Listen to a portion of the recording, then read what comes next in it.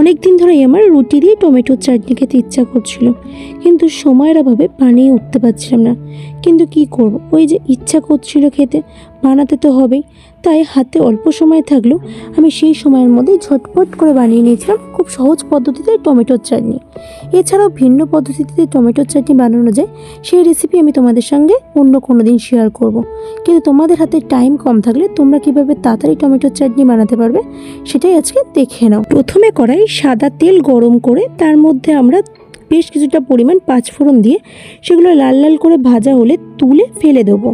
তারপর সেই তেলে আমরা অ্যাড করব গোটা সর্ষে, শুকনো লঙ্কা চেরা এবং একটা তেজপাতা।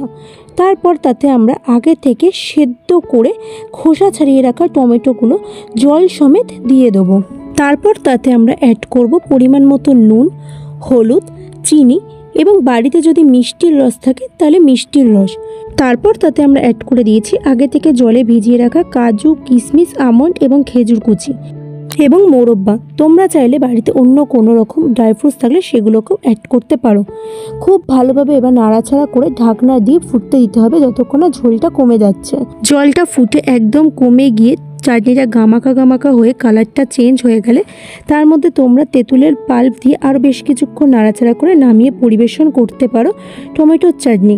এটা ভাত বা রুটি বা তোমরা চাইলে খিচুড়ি বা যে কোনো কিছুর সাথে পরিবেশন করতে পারো।